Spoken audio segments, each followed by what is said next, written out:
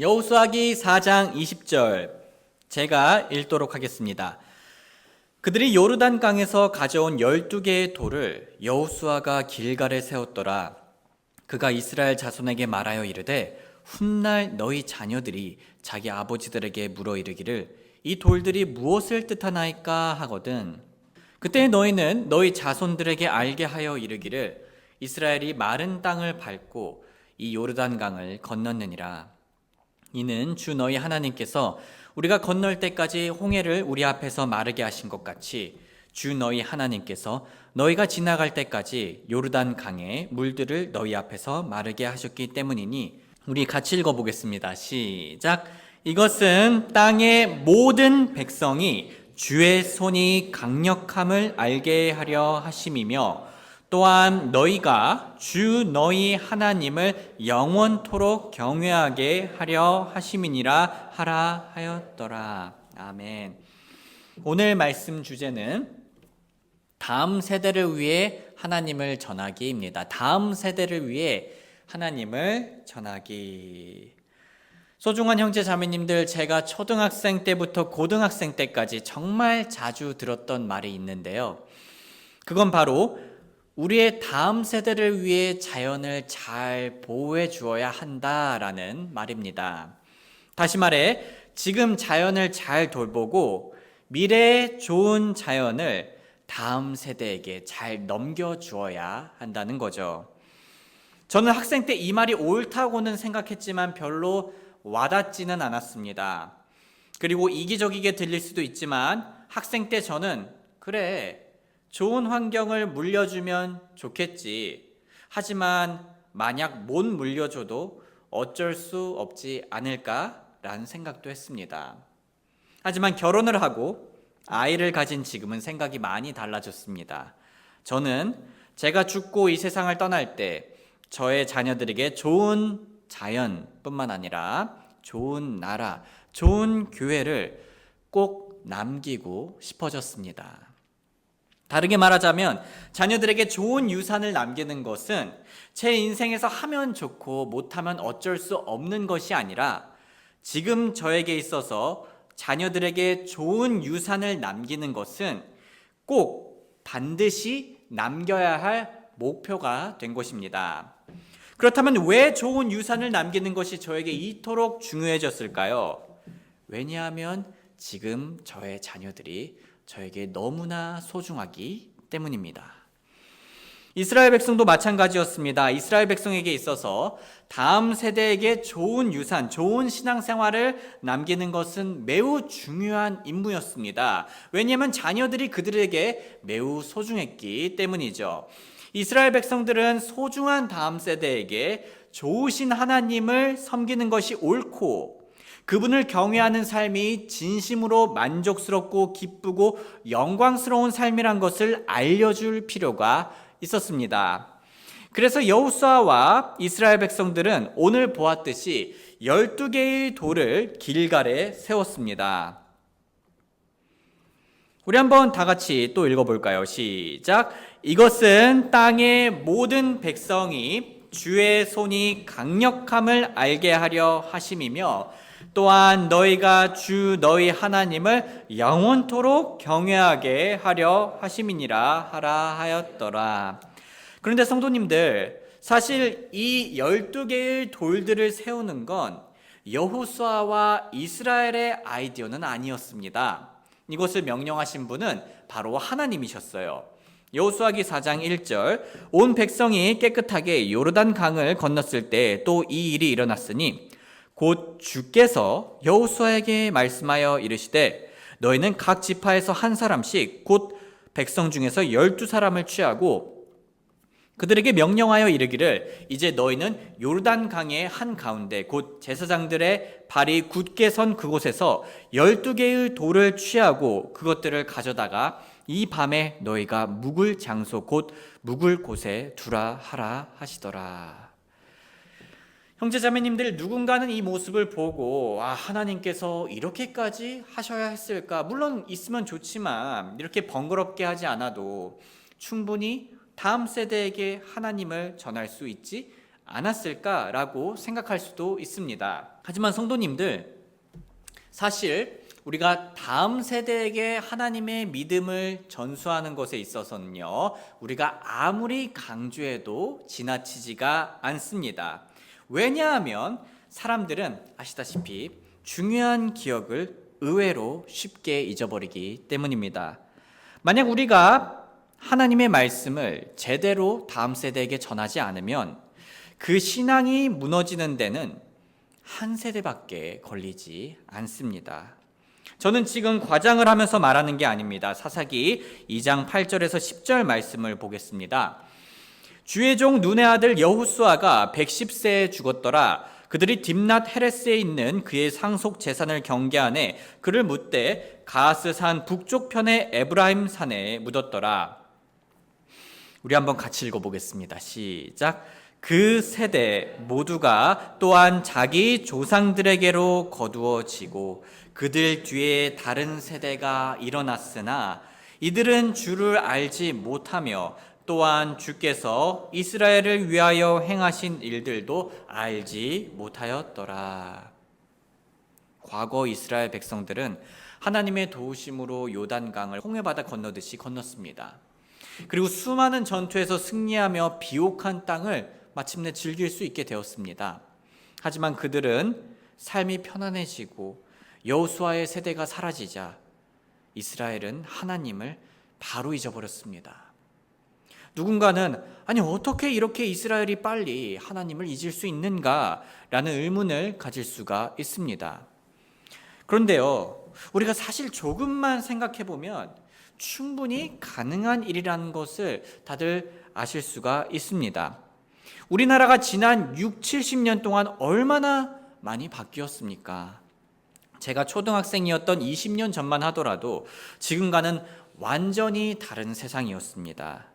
단순히 기술적인 변화를 말하는 것이 아니라요, 단순히 옷차림이라든가 외형적인 변화를 말하는 것이 아니라 이 가치관의 변화도 급변하였습니다. 그리고 변한 만큼 과거의 것들은 많이 잊혀져 버렸죠.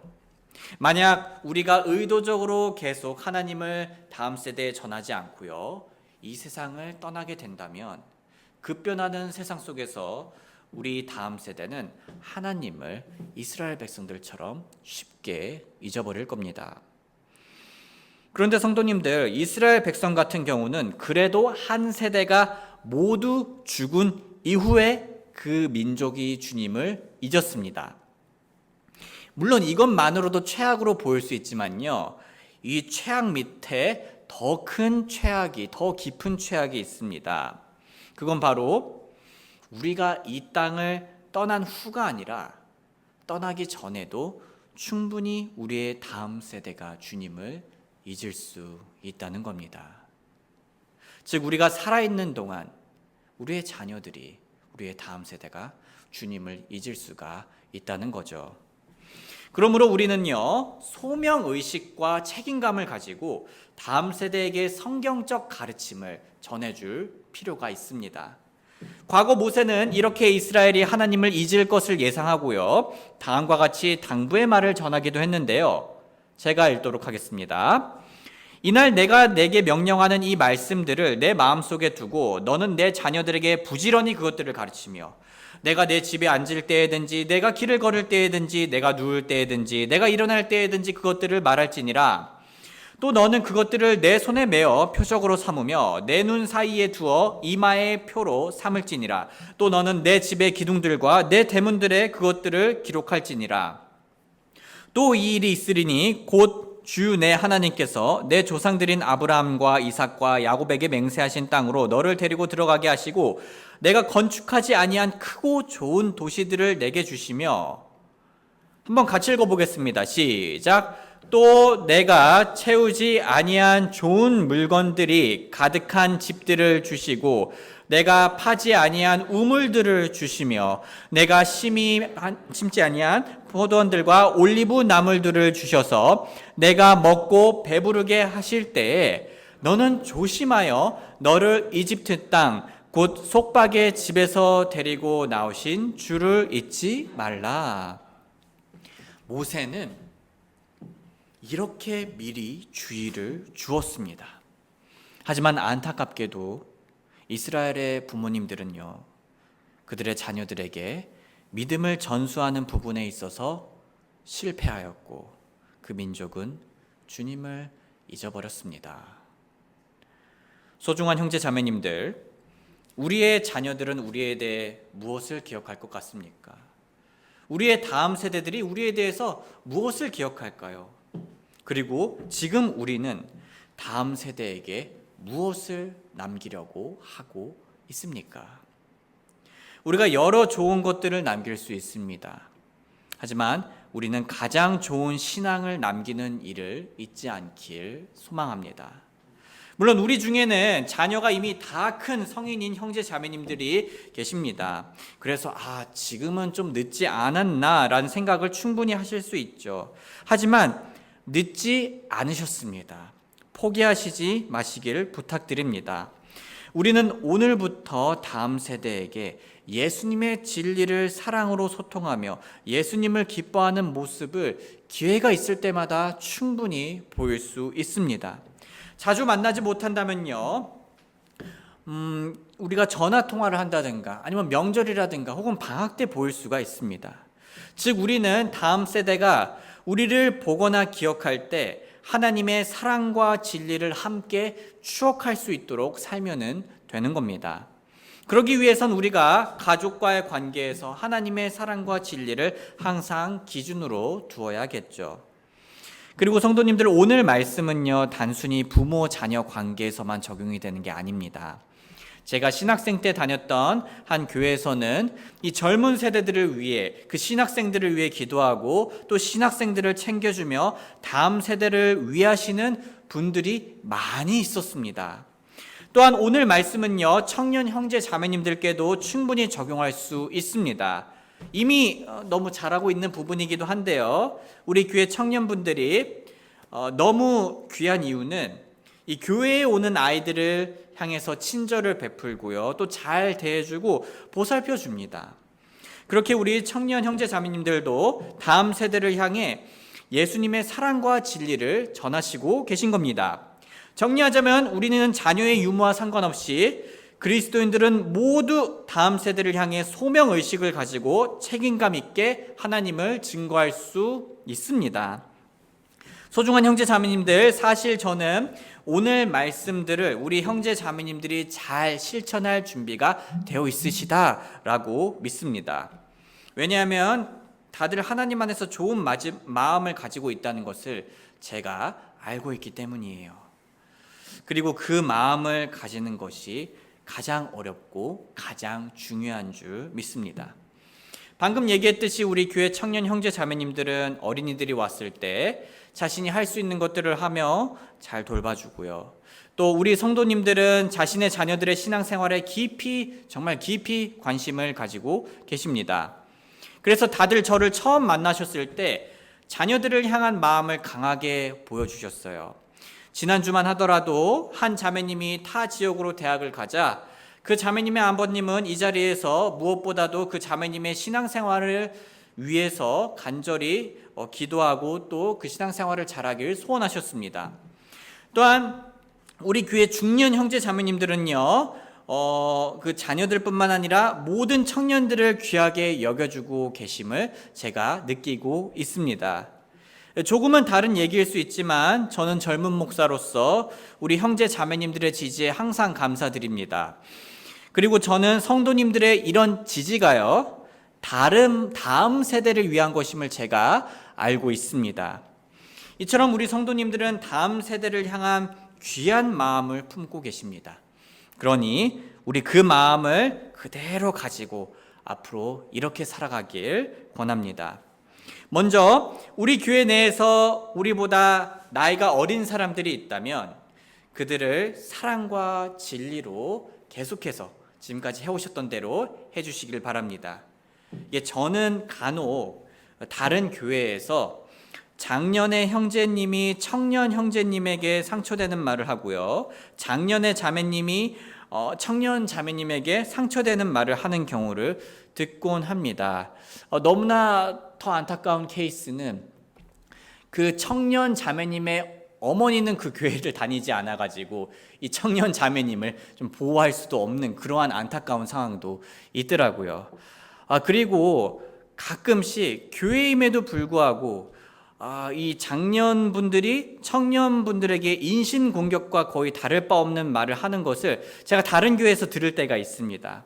그리고 그 청년들은 이 나이가 많으시니까 또 우리나라 문화에서는 더더욱 아무 말도 못하고 소가리를 하는 경우를 제가 보았습니다.